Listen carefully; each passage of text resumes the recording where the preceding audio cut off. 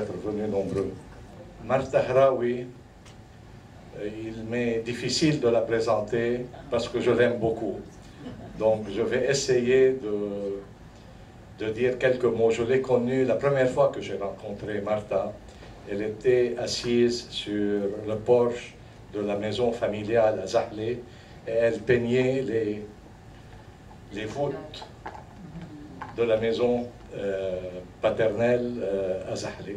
Ensuite, elle a fait son chemin et maintenant c'est une artiste peintre de renommée internationale qui a exposé dans plusieurs pays, en France, en Europe, dans d'autres pays d'Europe, au Mexique, et j'en oublie.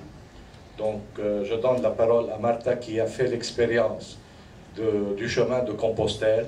Merci Martha.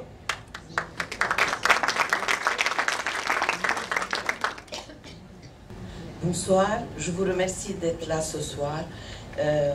Voilà, donc on va parler de Compostelle et j'ai voulu que le titre soit Compostelle, chemin de vie. Oui, parce que Compostelle, en effet, c'est un chemin de vie personnel, spirituel et émotionnel et aussi physique. Donc, on ne peut pas parcourir le chemin sans conséquences sur soi-même et sur sa vie professionnelle et sur sa personne. Tout individu qui entreprend ce chemin ressent les conséquences après l'avoir suivi. Moi, je vous propose de faire une présentation historique du chemin, de ce qu'est le chemin, et puis je vous ferai part donc de mon déclic, de mon expérience personnelle qui a déclenché en moi la détermination d'entreprendre ce chemin. Ses conséquences, entreprendre un chemin, ce n'est pas une chose facile, il faut une préparation et tout, et je serai prête à répondre à n'importe quelle question. À l'heure actuelle, il y a une vogue énorme qui se passe concernant Compostelle. Il y a quelques années, on n'entendait pas parler de Compostelle comme on l'entend de nos jours. Les conséquences donc de cette vogue et cette mode, entre guillemets, si on peut dire ça, je vais juste les remonter parce que le chemin est moyenâgeux. Il a été un peu oublié, mais ce qui s'est passé, c'est que la relance du chemin a eu pour motif la reconnaissance du pape Léon XIII en 1884 du corps de Saint-Jacques à Compostelle. Ça a été donc le premier événement. A été suivi la redécouverte de Compostelle par des touristes intellectuels qui, amoureux du Moyen-Âge et de l'art roman, se sont lancés à la découverte donc, de Compostelle. Ensuite, il y a eu l'essor de la randonnée pédestre qui a commencé en 68. Ça a aussi activé. Enfin, il y a eu la désignation du chemin comme premier itinéraire culturel européen. Et puis, l'UNESCO a reconnu que le chemin fait partie du patrimoine mondial.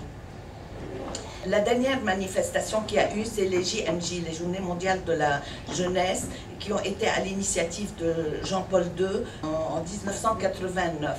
Donc tout ça a convergé pour faire du chemin une destination très prisée et très recherchée. Compostelle, en fait, se trouve au nord-ouest de l'Espagne et en Galice, donc. Et il y a en France 4 itinéraires de Tours, de Vézelay, du Puy-en-Velay et d'Arles. Ces 4 chemins français se retrouvent à la frontière franco-espagnole pour ne faire qu'un seul chemin qu'on appelle le Camino Frances, le chemin français. À Compostelle repose le corps et la sépulture de l'apôtre Jacques. Jacques fut l'un des apôtres très proches de Jésus, et c'est le frère de Jean et le fils de Zébédée. Il a quitté tout répondant à l'appel du Christ. Il a fait partie de son groupe très rapproché. Et donc après la mort du Christ, Jacques dit le Majeur. Il s'est dirigé vers l'Espagne avec la ferme détermination d'évangéliser l'Espagne. Sa tentative n'a pas été très heureuse. Il a rebroussé chemin, il est retourné à Jérusalem et en l'an 44, il a été décapité par Hérode. Donc c'est le premier martyr, si l'on peut dire, après le Christ. Alors ses compagnons, par fidélité à sa mémoire, ont voulu rapatrier son corps en direction de ce pays qu'il a voulu évangéliser.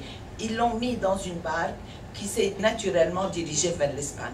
Il y a beaucoup de légendes dans beaucoup de choses. Heureusement que les légendes existent, elles nous font rêver. Il y a la foi et il y a la légende, mais c'est comme ça. On a même dit qu'ils étaient dans une barque en pierre. Et on peut dire que c'est le seul apôtre avec Pierre qui est enterré en Europe.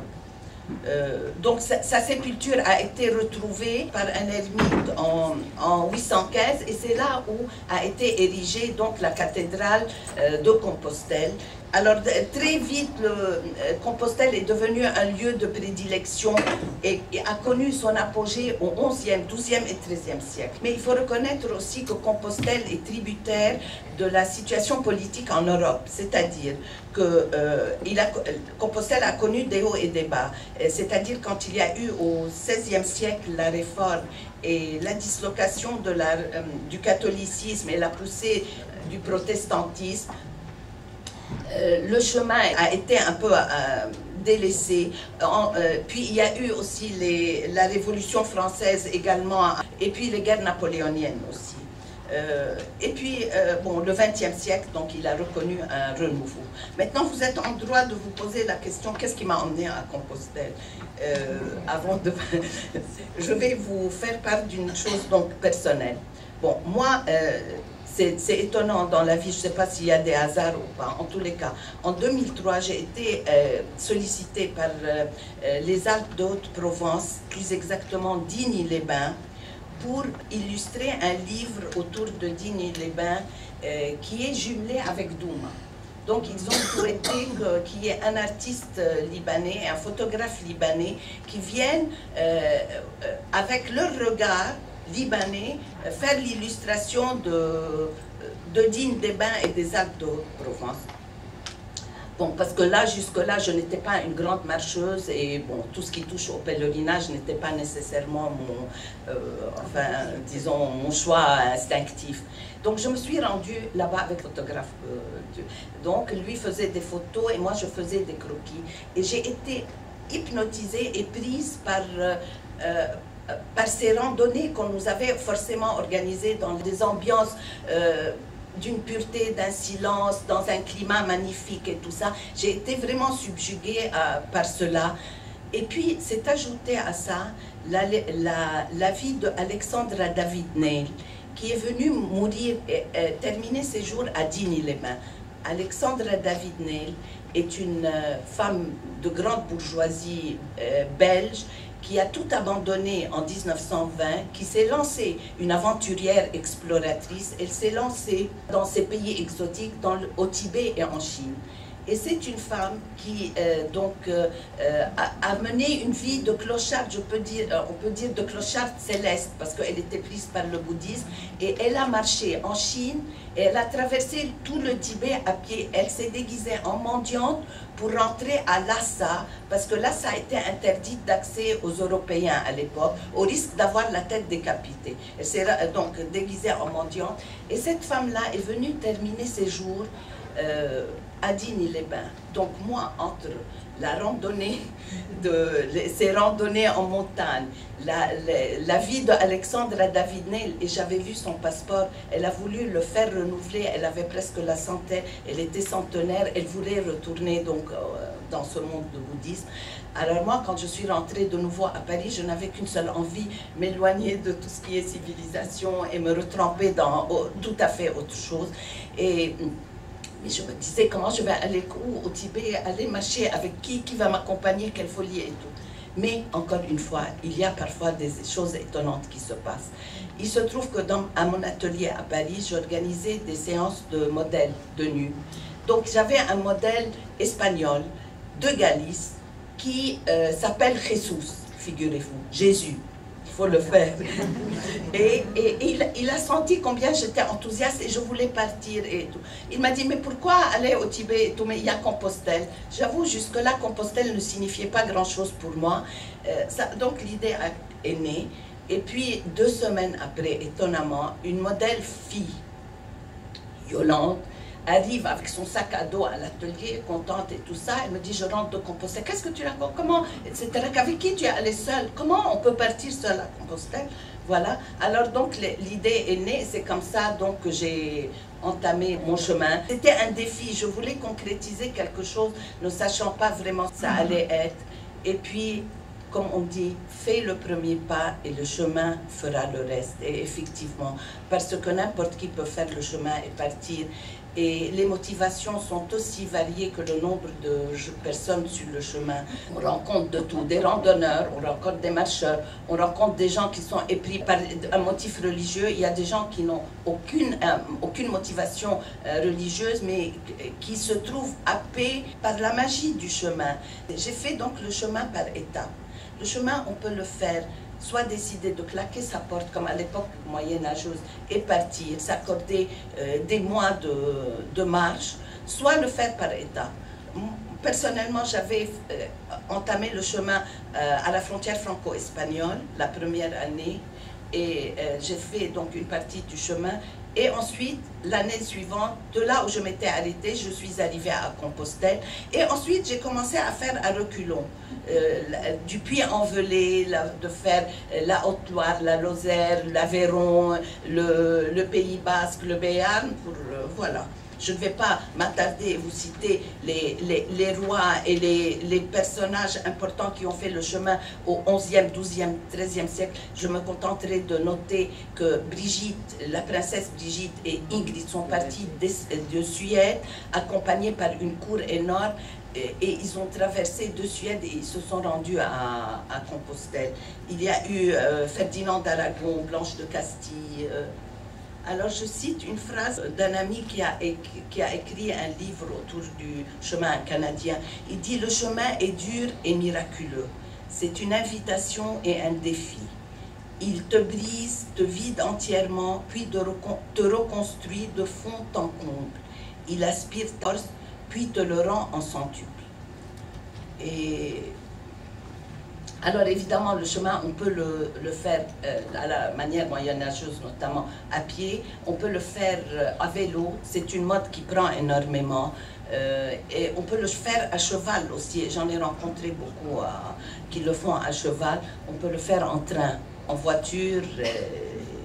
J'ai noté quelques phrases de Jean-Christophe Ruffin. Shirley MacLaine a fait le chemin, elle a écrit un livre et elle a relancé ces personnalités notoires qui font le chemin, qui écrivent un livre. Ils déplacent des masses entières. Anthony Quinn, par exemple, Paulo Coelho, Patrick Poivre en a beaucoup parlé. Jean-Pierre Raffarin, partout où je passais en France, il se trouve il y a quelques années, on me disait Monsieur Raffarin est réservé pour la semaine qui suit, quoi. Alors ça, c'est la carte des qui remonte au Moyen-Âge où on peut décrire. Donc c'est Tours, Vézelay, on ne les voit pas très bien. Ça, c'est pour vous faire une idée des étapes. Les étapes, tout pèlerin ou tout marcheur a besoin d'avoir cette carte. Pourquoi? Parce que les étapes sont divisées d'ordre de 25 à 30 km. Et on voit la configuration de l'étape qu'on va faire, si c'est montagneux, si c'est plat ou pas.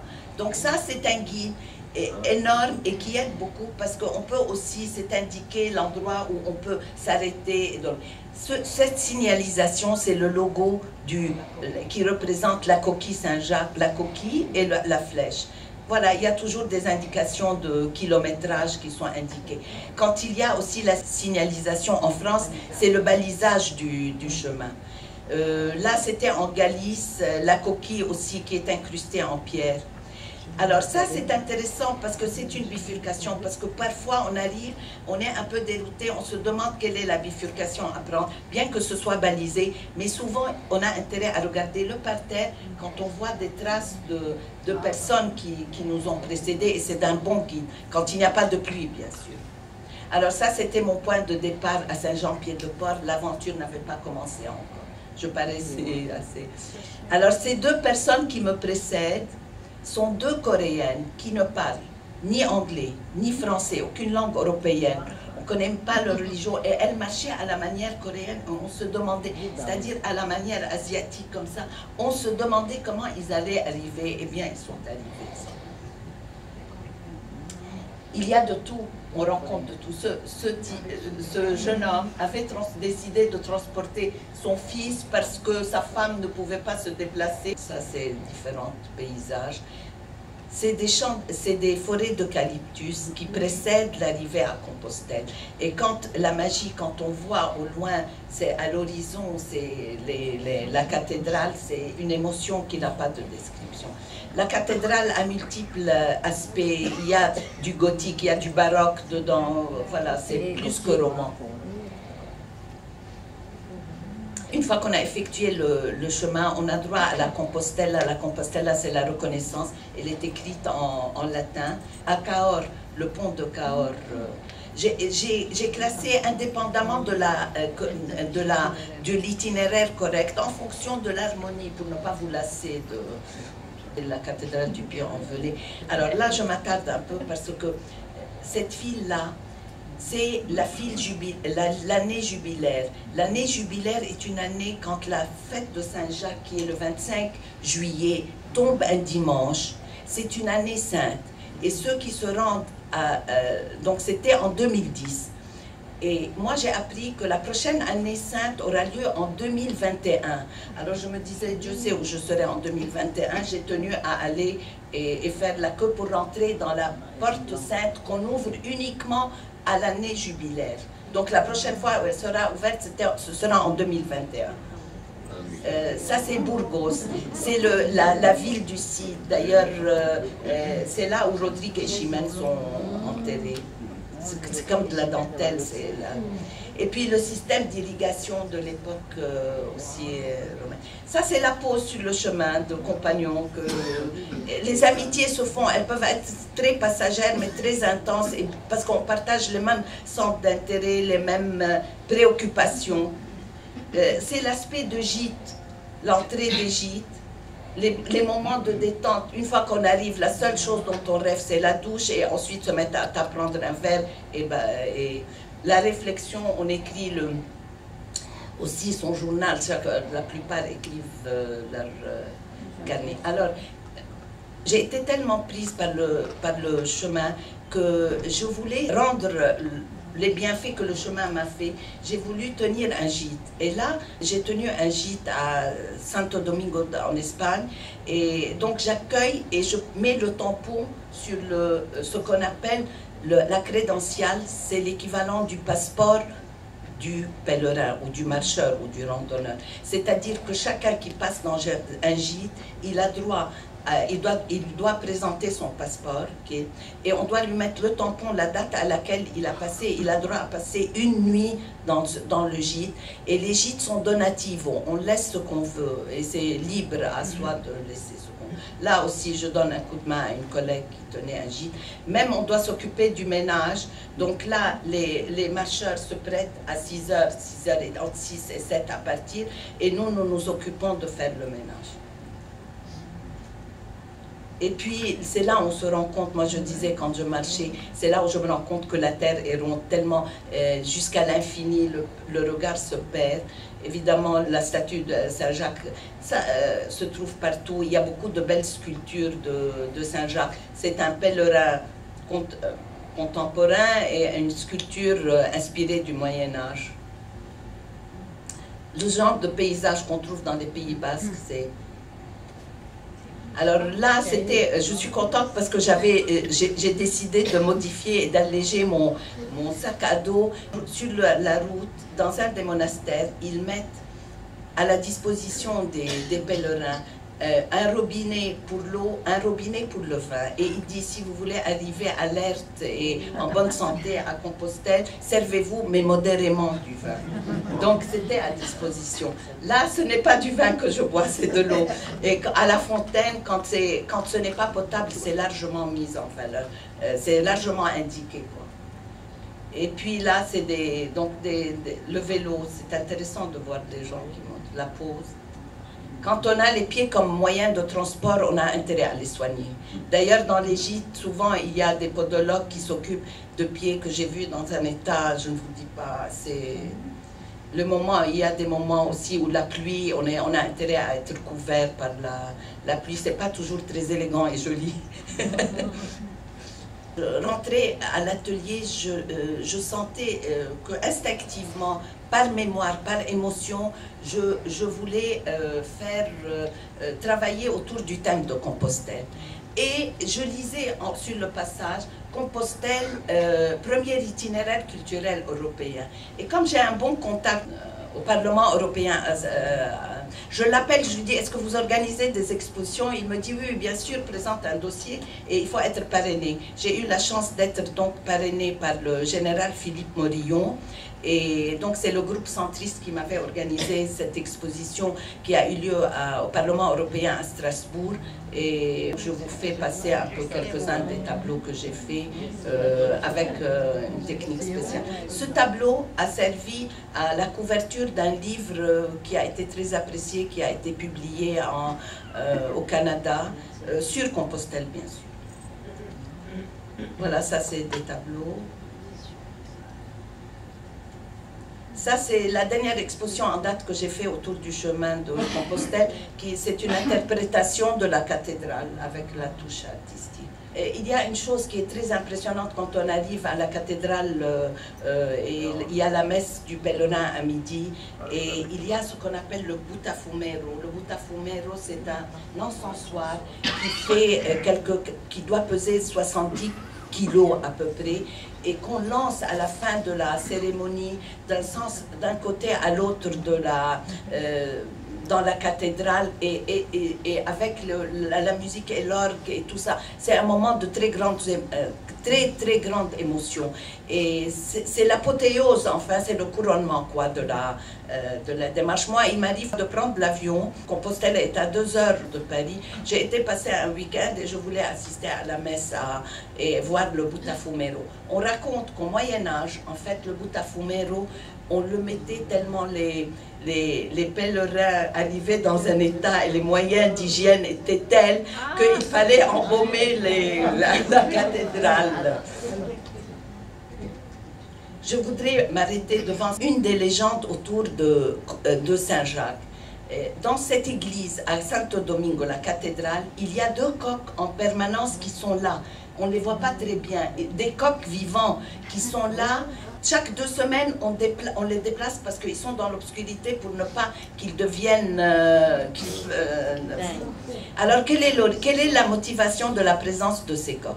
On raconte qu'il y avait, à l'époque aussi, enfin, autour du XIIIe siècle, un couple qui était accompagné par leur fils. Et ils étaient à l'auberge.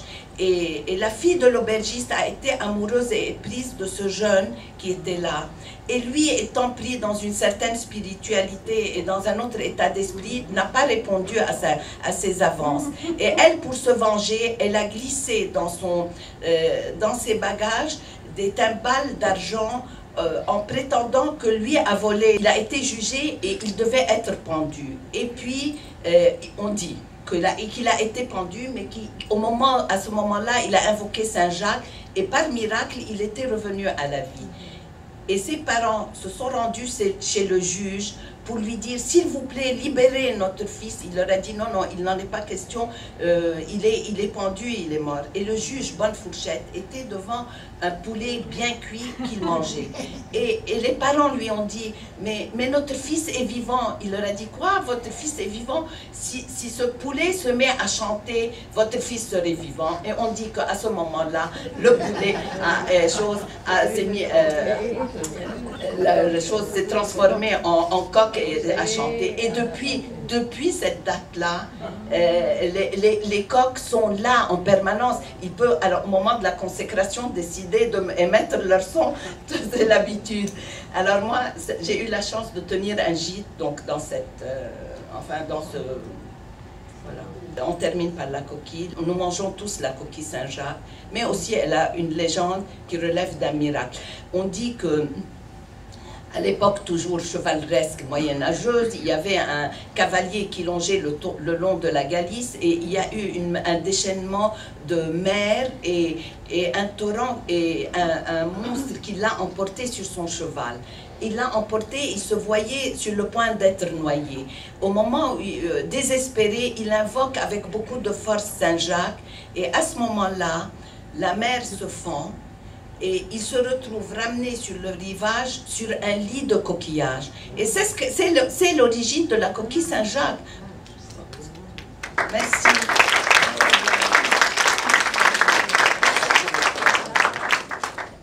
Merci à Martha pour son intervention très intéressante et très émouvante à certains moments.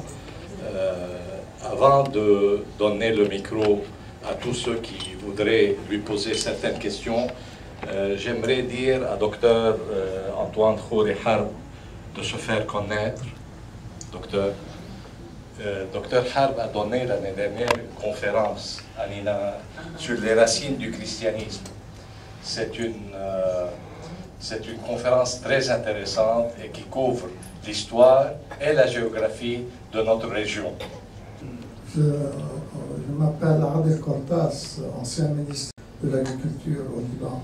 Je dois féliciter Martha pour cet exposé qui est très intéressant. Martha, c'est quelle distance c'est par l'Égypte ou bien les étapes, c'est de quelle... Oui. Les étapes sont de l'ordre ça varie entre de 20, 25, 30 km. Maintenant, quelle est la distance totale? C'est-à-dire de la frontière franco-espagnole de Roncevaux à Compostelle, il y a quelques 780 km. Et du Puy-en-Velay également pareil. On prend un avion et on arrive où? On arrive à Compostelle, la ville, c'est la capitale de la Galice. Oui, bien sûr, il y a des vols régulièrement. Pour une personne qui va pour la première fois, est-ce qu'il y a un accueil? Est-ce qu'il y a... Non, c'est une destination libre. On peut se rendre comme on veut, quand on veut, et voilà, c'est une destination tout à fait...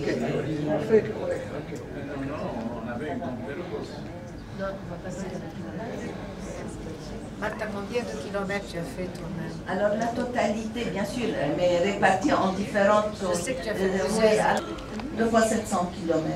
Et humainement, on peut faire ça en combien d'étapes normalement, humainement? Oui, c'est très libre, c'est un voyage, c'est un déplacement libre. Je connais des gens qui ont décidé de le faire en une seule fois, ce qui est fantastique. Tout dépend de sa disponibilité, ou d'autres qui les font par étapes et qui reprennent là où ils s'étaient arrêtés l'année précédente. Chaque année, ils reprennent. Oui, ils reprennent la destination. Part avec un guide, mais voilà, même si on part seul, oui, il existe, bien sûr. D'ailleurs, il y a l'association, la Société des Amis de Saint-Jacques, chez qui on se rend pour prendre la crédentiale du passeport. On a besoin du passeport et on prend la documentation. De ton émotion spirituelle, si tu veux, en arrivant à ce... On sent qu'il y a une relation entre toi et le livre. Sans a priori, je n'avais aucune idée préconçue et sans a priori. Et petit à petit, qu'on le veuille ou pas, l'émotion est tellement forte. L'émotion, c'est un ensemble de choses, c'est pas uniquement la spiritualité, c'est un ensemble, l'émotion de la nature, déjà la nature en elle-même. Donc on se trouve forcément happé par ça et pris par ça. Donc si vous voulez, petit à petit, au fur et à mesure, je me suis sentie assez prise. D'ailleurs, je me disais, mais quelle photo, quel tableau, quel poète, quel musicien pourrait exprimer l'émotion sentie par chacun de nous? C'est difficile à dire. Mais quand même, j'ai eu la chance de concrétiser et de l'exprimer à travers ma peinture aussi. Elle a eu des conséquences sur la spiritualité aussi. Finalement, on apprend qu'on peut, avec 6 kilos sur le dos, être très heureux. Et ça, je l'ai senti quand en 2006, et je le pensais toujours avec beaucoup d'émotion, là j'espère ne pas avoir de l'émotion. J'avais les 6 kilos et il y avait l'invasion au Liban. Et c'était très inquiète. En 2006, on ne savait pas jusqu'où allaient les ravages et l'invasion, qu'est-ce qui allait rester du Liban. Et moi j'étais là et je me disais, après tout, Pourquoi? Moi, je rencontre, j'ai 6 kilos et je suis heureuse. Je pourrais vivre avec 6 kilos, même si je perds tout. Ça a beaucoup de conséquences à l'approche qu'on peut avoir avec la vie, à l'approche qu'on peut avoir avec la matière, tout en appréciant le luxe, le plaisir et tout ça, mais on se sent plus fort, plus renforcé et détaché. Ça, c'est de Stoff Ruffin. Comprendre combien il est utile de tout perdre pour retrouver l'essentiel. On arrive au comble de l'humilité et au fait de la puissance. C'est vrai qu'on s'en sort, on s'en sort beaucoup plus fort. Merci.